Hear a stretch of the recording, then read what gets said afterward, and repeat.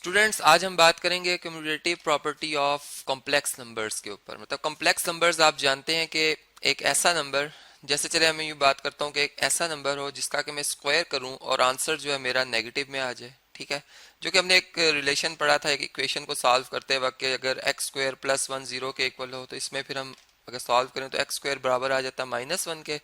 और फिर अगर हम एक्स की वैल्यू निकालने के लिए स्क्वायर रूट लें तो ये इक्वल टू आ जाता है plus minus square root of minus one, जिसको कि फिर एक स्विस मैथमेटिशियन ने ये कहा था कि आप इसे अयोटा यानी इमेजिन कर लें कि ये अयोटा है। ठीक है, और मतलब square root of minus one जो है ये अयोटा के इक्वल होगा। ठीक है, तो इस तरीके से फिर ये कॉम्प्लेक्स नंबर में जो इमेजिनरी पार्ट का एक जो हम कहते हैं कि इजाफा हुआ या उसका जो इंट्रोडक्शन हुआ, वो इस तरीके से उसका एक मतलब ये स्टार्टिंग हुई है इस तरह से। ठीक है, हर जो हमारा रियल नंबर जैसे फाइव है ये एक कॉम्प्लेक्स नंबर है, इसलिए कि मैं ये कह सकता हूँ कि इसमें जो फाइव इसका रियल पार्ट है और जो जीरो जो कि आयोटा चूंकि इसमें नहीं है इसलिए हम जीरो आयोटा कहेंगे, ये इसका इमेजिनरी पार्ट जीरो है। ठीक है, इसलिए इसको सिंपल फाइव लिखा जाता है। या फिर हम इसे जो है वो अगर ऑर्डर पेयर की फॉर्म में लिखना चाहें कि इसका रियल एक्सिस के लॉन्ग जो फाइव इसने डिस्टेंस तय किया हुआ है और इमेजिनरी एक्सिस के लॉन्ग जिसने डिस्टेंस तय किया हुआ है वो जीरो किया हुआ है। ठीक है, तो ये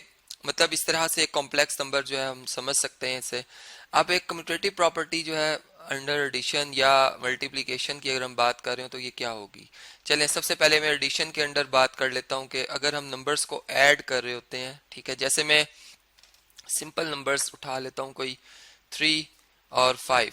ठीक है, अब ये ऐड हो रहे हैं। एक तो ये कि इनके डिनोमिनेटर सेम है। ठीक है, और दूसरी बात ये कि इनकी तरतीब अगर बदल दी जाए, फाइव पहले लिख दिया जाए थ्री बाद में लिख दिया जाए, दोनों तरह से आपका आंसर जो है वो एट ही आएगा। ठीक है, तो इसमें अगर हम ये बात हम जानते ही हैं क्योंकि हमने ये रियल नंबर्स की प्रॉपर्टी में पढ़ा ही था। ठीक है, अब अगर मैं ऐसा कहूँ कि ये थ्री जो है इसका रियल पार्ट और इसका इमेजिनरी पार्ट भी मैं साथ ही लिखूं, मतलब जीरो आयोटा, ये जीरो इसका इमेजिनरी पार्ट। ठीक है, फिर इसी तरीके से फाइव और प्लस जीरो आयोटा, और फिर कि अगर हम इन्हें ऐड करते हैं, ठीक है, इस तरह से कि इसके रियल पार्ट्स आपस में ऐड होते हैं, थ्री और फाइव आपस में ऐड होंगे, ये कितने बन जाएंगे एट, और जीरो आयोटा और जीरो आयोटा ऐड हो जाएंगे तो ये आपस में जीरो आयोटा इनका आंसर आएगा। जबकि यहाँ पे अगर आप देखें तो फाइव प्लस जीरो आयोटा, इसमें हम three plus zero aorta add कर रहे हैं तो फाइव प्लस थ्री भी एट ही होता है और जीरो प्लस जीरो ये भी जीरो आ जाएगा।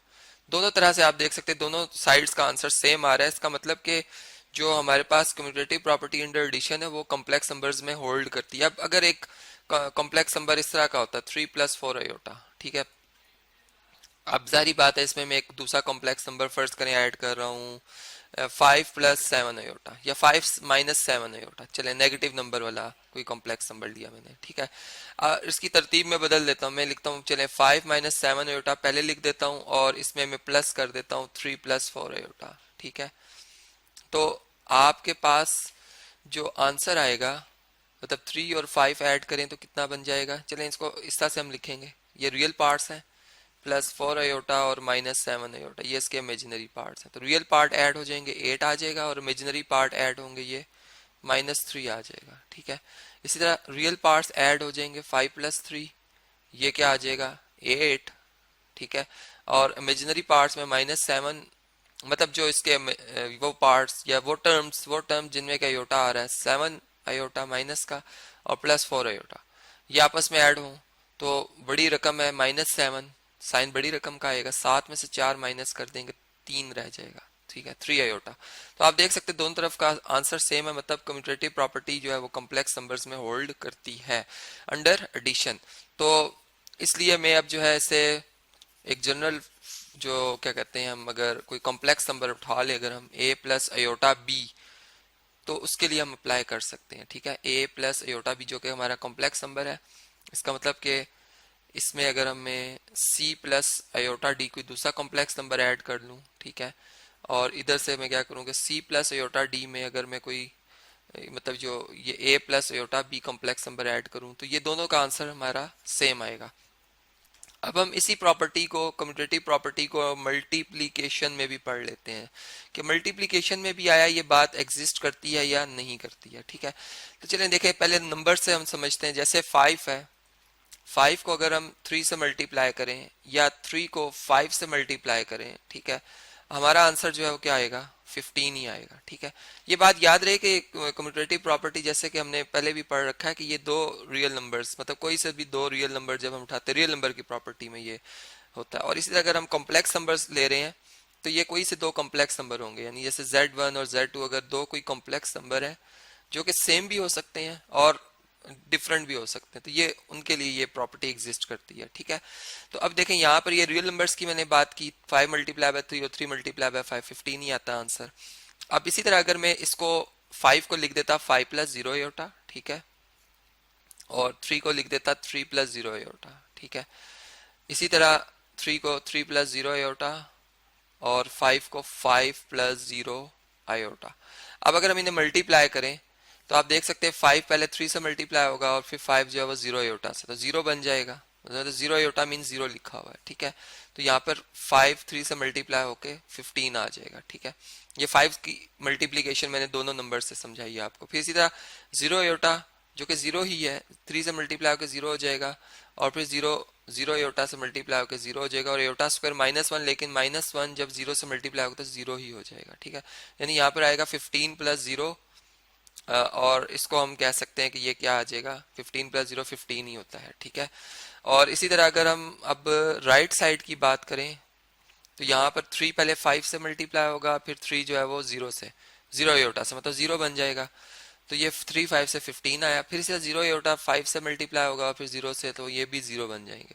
तो इस तरह 15 प्लस 0 15, दोनों आंसर जो है साइड्स के वो सेम आ रहे हैं, 15 15। ठीक है, तो अगर इसी तरह मैं अगर कोई कॉम्प्लेक्स नंबर ले लेता हूँ, ठीक है, ये तो नंबर से मैंने समझाया आपको, क्योंकि नंबर्स में हमने ये प्रॉपर्टी पहले से पढ़ी हुई है, एकदम से हमें बात समझ में आती है। अब मैं अगर एक कॉम्प्लेक्स नंबर ले लेता हूँ, फर्ज करें चलें 5 प्लस 4 आयोटा, ठीक है, इसको मैं मल्टीप्लाई करता हूँ 3 प्लस 2 आयोटा से।